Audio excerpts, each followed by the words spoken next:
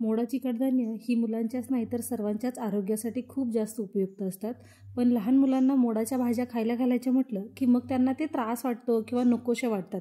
आज आपण मोडाच्या मुगाची भाजी बनवणार आहोत, ज्यामध्ये प्रथिनं, जीवनसत्व, फायबर याचं प्रमाण भरपूर जास्त आहे। शिवाय मोडाचे मूग खाल्ल्यामुळे त्याच्यामध्ये लोह आणि फॉस्फरसचं जे प्रमाण आहे त्यामुळे हिमोग्लोबिनची पातळी वाढते आणि मुलांच्या आरोग्यासाठी ते खूप फायदेकारक आहे। चला तर मग रेसिपीला सुरुवात करूया। सर्वात अगोदर 1 चमचाभर तेल घ्यायचे फोडणीसाठी, त्यामध्ये मोहरी घालायची आहे, जिरं घालायचं आहे।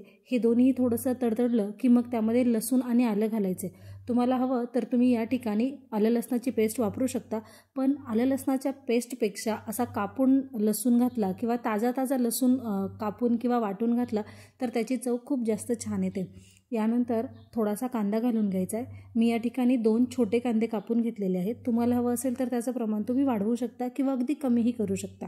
कांदा थोडासा परतवून घ्यायचा आहे आणि मग त्यानंतर यामध्ये घालून घ्यायचं आहे टोमॅटो घातलं की यामध्ये लगेचच आपण मीठ घालून घ्यायचे, कारण टोमॅटो शिजायला घातल्यानंतर जर त्यामध्ये मीठ घालून दिलं आपण तर टोमॅटो छान शिजतो, शिवाय त्याची टेस्टही मेंटेन राहते, त्याचा रंगही छान राहतो आणि त्याचबरोबर टोमॅटोला जे पाणी सुटतं मीठ घातल्यामुळे त्यामध्ये आपण घालून घेतलेले सर्व मसाले, कांदा वगैरे सगळं छान शिजवून पण निघतं।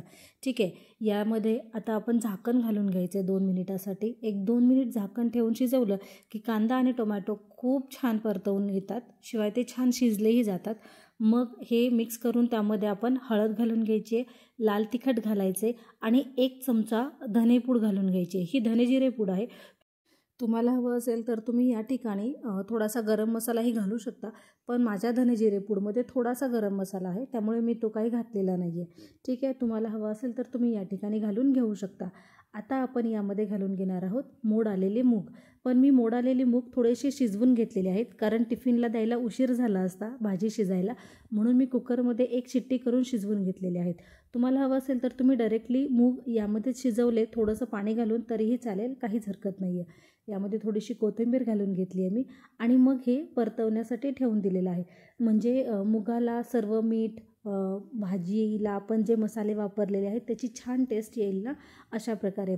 आणि हो, माझ्याकडून ना मी थोडीशी आमचूर पावडर घातली आहे, तुम्हाला हवं असेल तर तुम्ही घालून घ्या, नको असेल तर नाही घातली तरी चालेल, पण आमचूर पावडर घातल्यामुळे याला अशी थोडीशी टँगी टेस्ट येते, जी आपल्या मुलांना नेहमीच हवीशी वाटते, ओके नाही? बरं, जर तुमच्याकडे आमचूर पावडर नसेल तर तुम्ही यामध्ये घालून घेऊ शकता लिंबाचा रस आणि 1-2-3 दाणे साखरेचे घालून घ्यायचे आहेत। याने ही भाजीला खूप छान रंगही येतो, शिवाय टेस्ट तर बेस्टच येते। ठीक आहे, अशाच रेसिपीजसाठी श्रावणीज किचनला सबस्क्राईब करायचं आहे आणि आजचा हा व्हिडिओ तुम्हाला कसा वाटला हे मला कमेंट करून सांगायचं आहे। धन्यवाद।